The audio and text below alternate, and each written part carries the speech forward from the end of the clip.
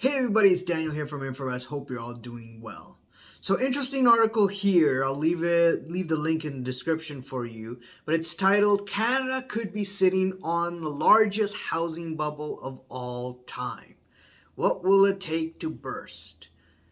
I mean, is this a surprise, really? I mean, if you've been following the Canadian markets, of course it's in a bubble. Of course the bubble continues. Of course the can continues to be kicked down the road over and over and over again. And you can see it that when you compare the disposable income or just simply the income to the housing prices, you'll get an exponential chart that looks like, Bitcoin's chart where the housing prices skyrocket, and yet the incomes are kind of like flat, right? So massive increase in housing prices in Canada pre-COVID for a decade long and so, and we've been seeing that it continues to be a problem, especially in this current environment where we saw massive amounts of rate hikes. Now, in this article, it says an international strategist is warning that Canada could be sitting on the largest housing bubble of all time.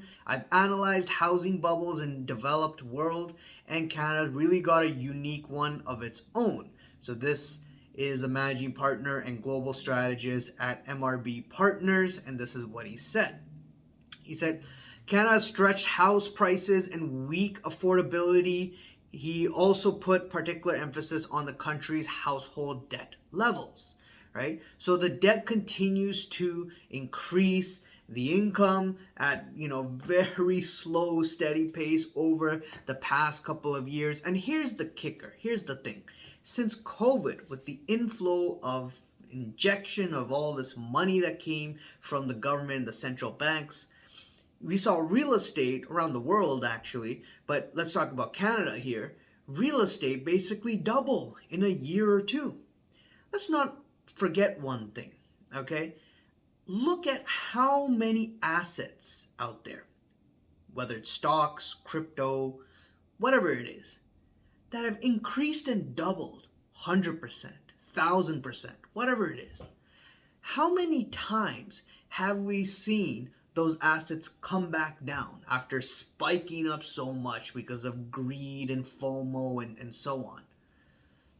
I'm sure if there was someone out there who did an analysis on this, I'm sure that we would see the price come down from spiking up so much over, a year in a very short period of time, whether it's a year or two, and spiking up to a point where it created a lot of greed and FOMO for people to chase. I'm sure we would see some sort of mean reversion in all of those charts, whether they were good companies or not, right? If they're good or not, the greed and FOMO has always showed in history that it ends up to be, turning bad. It's just how long can you kick the can down the road, right? And especially with real estate, right?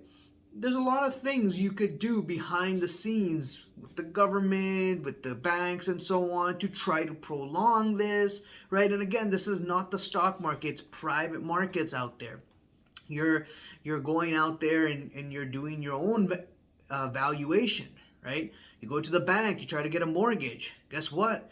They will have their own appraisers that will look at it and say, okay, it's worth this much, we'll give you this loan. Right? So they're kind of setting the price in the market, and obviously the Canadian banks out there who make a lot of money from mortgages, from the interest payments, from loans, right? They obviously don't want to see this collapse because it would be really, really bad on their own balance sheet and their profitability, right? So again, it can be a can that's just being kicked down the road for a long time until when? Until maybe, the bubble bursts, the bubble pops, and then people realize we got carried away with this. I mean, think about it. If you bought a home for $1 million in a year, it turned to 2 million. I mean, great for you. You sold it, you made a profit. But if not, if you think it's going to go to 3, going to go to 4, going to go to 5, I mean, this is behavior we've seen in many things. Just look at the weed market, the stock weed canopy, right? We've seen it blow up before Canada legalized marijuana. As soon as it was legalized, boom, complete collapse, right? See it with Bitcoin, see it with crypto, right? The run up in Bitcoin all the way to 69, 70K. What happened after that? Boom, it fell again, right? So again, with real estate here, and this is a little bit of a touchy subject, and I'm not saying that, oh, we're going to see 80-90% drop in Canadian real estate and everyone's going to be screwed. That could happen. That's a possibility. But the craziness, let's just talk about since COVID, the prices that went up, right, from 1 million to 2. I think there's much needed mean reversion there. 1 year, 100% gain, making $1 million from sitting there and doing nothing.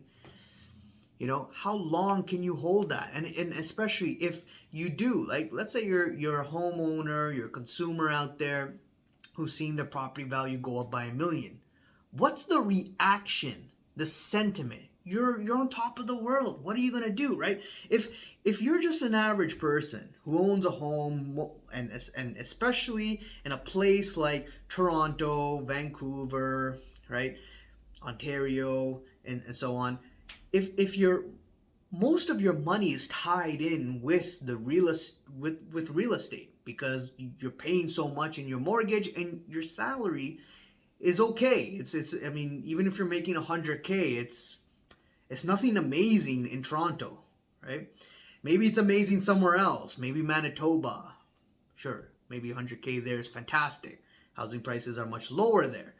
But Toronto, 100K is like, okay, whatever. You're still getting by. A lot of your money after tax is going towards your mortgage, and then you got food, groceries, restaurants, entertainment, insurance, car insurance, blah blah blah blah blah, right? So now you know if you are not investing in the markets, most Canadians, their investment is their home for a lot of them, and you don't dabble too much in the stock market and so on. You don't have much savings there. Your real savings and asset is the home. You see that go up by $1 million. What are you doing? Well, one, if you're smart, you're selling and taking that profit, realizing that, hey, this is a FOMO game and it's all greed and 100% in 1 year. How much more do you want? What were you expecting? 1 million to 10 million? That's crazy. So if you sold it, then great, fantastic. And then, you know, I don't know what you did afterwards, because the houses back then, you know, if you're trying to get the same house, you're probably buying it back for, you know, 2 million or whatever, unless you really downsize and say, hey, let's just wait it out for a bit. So that's one scenario. If you did that, then great, good for you. Now the other scenario, which a lot of people do, is that, okay, my house went up by $1 million, so let's refinance. Let's take some equity out. Let's get a HELOC, and let's pull out 500 grand. And what do people do? And they renovate maybe the whole damn house. They go out and, you know, they buy a car, a fancy car, or a boat or whatever, right? So if you're taking that money and you're buying things that are not really going to return you any money or give you any return, then, you know, that money is just going to be lost. And then if you do get this recession or crash or whatever, then whatever you took out, let's say you bought a home for $1 million, you took out 1.5, right? And, you know, whatever your cost that you still owe plus the 500K, if the price of that house goes below that, then you're in trouble, right? Now you're not on, you know, king of the hill and you don't feel good anymore, right? And then again, if that recession comes and there's a job loss, now you're taking a loss on the house if you really need to exit and you can't pay or whatever happens to you, right? If you're forced to sell. So it's a very bad situation to be in. So, you know, if you look at it from, you know, living in Canada, seeing the amount of fancy luxury cars out there, seeing luxury cars on certain houses that you know, on their driveways that you wouldn't think that would be there, right? I'm not saying that, hey, these people don't deserve these cars, and I'm not saying that, hey, Very unlikely that they're not making X amount of dollars. They could be making good money, but everybody buying a Porsche, everybody going out there buying a luxury car. And if you look at the repo car market, especially on the luxury side, there's a lot of luxury cars being repossessed right now. Because yes, the payments are high. The payments are already high. And then you got interest rates that have gone up, and now you're paying a lot on your house. So choose, what do you want? You want to keep the house or keep the car? You're going to get rid of the car. You're going to probably downsize, right? And now you're paying money on the house. Same thing, boats, whatever it is, right? More of them coming into the market for sale. Look at the houses also. In my area in Canada, I'm seeing more houses for sale. The signs come up. They're starting to show up. Starting to see the houses on the market for a very long time. People not budging with that number. Neighborhood around 1.7 million, 1.8, 2 million. They're trying to sell it for that price, but the neighborhood value is maybe selling at 1.4, 1.3. And that can again change. Same thing, condos, pre-construction, people coming and they need to close on their property. Unable to because the banks are appraising them and they're saying the value is lower. We promised you $1 million loan. We can't give you that anymore because the value we think is this. And then they're in trouble. What do? Go to private lenders. You're going to get 4%, 10 to 15% interest rates, right?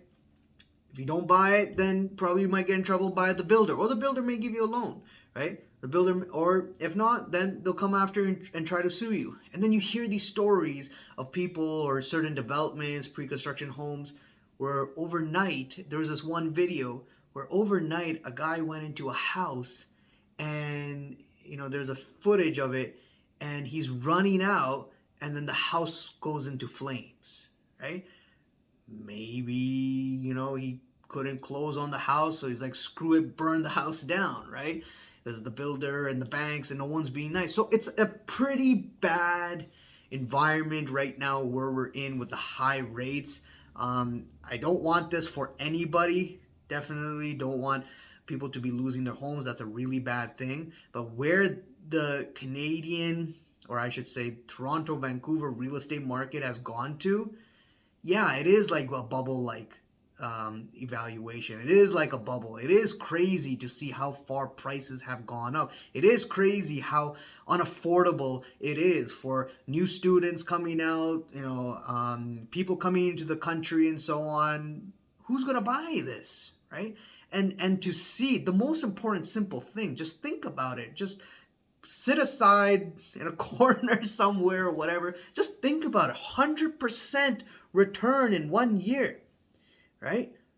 I mean, if I were to tell you this with Bitcoin or marijuana stocks and look how they performed in the past, you'd be like, oh, that's a no-brainer. That's obviously a bubble. If people can say that with Bitcoin and marijuana stocks, why not with real estate? And we've seen that in the past with Japan when its real estate market bubbled up like crazy and completely popped. Right? Now, going last point I'll mention here from this article here. It says RBC, for instance, recently disclosed that the number of Canadian residential mortgages with amortization periods surpassing 25 years was up 40% year over year in July. And TD reported an annual rise of 35%. Both banks have seen a spike in loans extended over 35 years. So people are extending their loans. They're like, I can't pay this. I need my payment lower. Let's extend it. And, again, you'll be paying this loan off for a very long time. So anyways, just my 2 cents, sharing the information out there. Not saying that this is all going to collapse tomorrow, especially with real estate. Things could be supported from the government. Things could be played behind the scenes. Again, it's not like the stock market, right? If this was the stock market, definitely you will see sellers, short sellers pounding the sell button and bringing the mean reversion sooner than later. Don't believe me? Look at the REITs. Look at the REITs out there. A lot of the REITs that are real estate stocks out there have dropped 30%, right? Could we see the same thing in the hard assets, the real estate market in Canada or other places? Sure, right? You could see a 30% drop. And we'll see. We'll see what happens. Leave a comment below, subscribe, hit the like button, bell icon to be notified on the next video, and I'll see you guys around. Cheers. Bye.